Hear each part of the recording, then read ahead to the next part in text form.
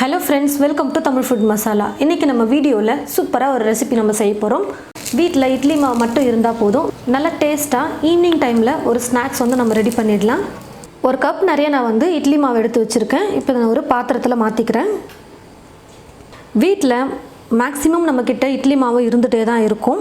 வேற எந்த மாவுமே இல்லனாலும் இட்லி மாவு வச்சு நம்ம சூடா நம்ம போண்டா செஞ்சிடலாம். இது கூடவே நான் வந்து 3 ஸ்பூன் அரிசி மாவு ஆட் பண்ணிக்கிறேன். 3 ஸ்பூன் ரவை ஆட் பண்ணிக்கிறேன். இட்லி மாவுல வந்து நான் உப்பு சோடா உப்பு எதுவுமே சேர்க்கல. அப்படியே தான் அரைச்சு எடுத்த மாவு அப்படியே ஆட் பண்ணியிருக்கேன். அதனால இப்போ வந்து உப்பு தேவையான அளவுக்கு சேர்த்துக்கிறேன். சோடா உப்பு கொஞ்சம் சேர்த்துக்கிறேன். ஒரு வெங்காயம் எடுத்து பொடியாக கட் பண்ணி வச்சுருக்கேன், அதையும் சேர்த்துடுறேன். 2 பச்சை மிளகா பொடியாக நறுக்கியிருக்கேன். கொஞ்சம் கருவேப்பிலை பொடியாக நறுக்குனது, கொஞ்சம் கொத்தமல்லி பொடியாக நறுக்கியது. இப்போ இது எல்லாத்தையும் சேர்த்து நல்லா மிக்ஸ் பண்ணி விட்டுக்கிறேன். இட்லி மாவு இருக்கிறதுனால தண்ணியெல்லாம் எதுவும் நம்ம எக்ஸ்ட்ரா சேர்க்க வேணாம். தண்ணி எக்ஸ்ட்ரா வேணும்னா அதுக்கப்புறமா நம்ம ஆட் பண்ணிக்கலாம். ஃபஸ்ட்டு நல்லா மிக்ஸ் பண்ணி விட்டுக்கலாம். நான் வந்து நல்லா மிக்ஸ் பண்ணிக்கிட்டேன்.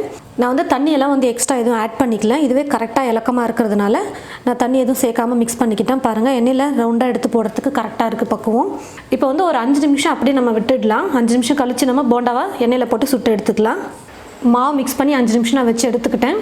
கடாயில் எண்ணெயை ஊற்றி வச்சுட்டேன். எண்ணெயை நல்லா சூடேறிடுச்சு. மாவை சின்ன சின்ன உருண்டையாக எடுத்து நம்ம எண்ணெயில் போட்டு பொரிச்சு எடுத்துடலாம். அரிசி மாவு ரவை எல்லாம் போட்டிருக்கிறதுனால ரொம்பவே கிறிஸ்பியாக வரும் போண்டா, சூப்பராக இருக்கும். இட்லி மாவு கொஞ்சம் இலக்கமாக இருந்தாலும் நம்ம ரவை அரிசி மாவு போடுறதுனால கெட்டி பதத்துக்கு வந்துடும். வீட்டில் எந்த ஒரு மாவுமே இல்லைனாலும் இட்லி மாவு இருந்தாலே நம்ம போண்டா செஞ்சிடலாம். அப்பப்போ திருப்பி கொடுத்துட்டே இருக்கணும், அப்போ தான் நல்லா வெந்து கலராக வரும். பாருங்கள் ஃப்ரெண்ட்ஸ், நல்லா மேலேயும் கலர் வந்திருக்கு, உள்ளே நல்லா வெந்திருக்கும் போண்டா. இப்போ நான் எடுத்துடுறேன்.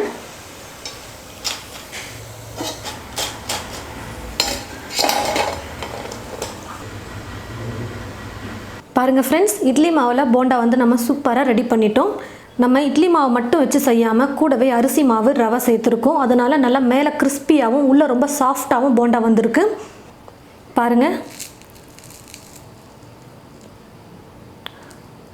உள்ளே நல்லா சாஃப்டாக மேலே வந்து நல்லா கிறிஸ்பியாக சூப்பராக வந்திருக்கு போண்டா.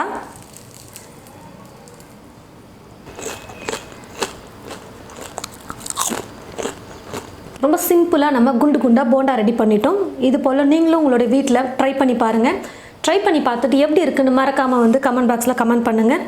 இந்த ரெசிபி உங்களுக்கு பிடிச்சிருந்ததுன்னா மற்றவங்களுக்கும் ஷேர் பண்ணுங்கள். தேங்க்யூ.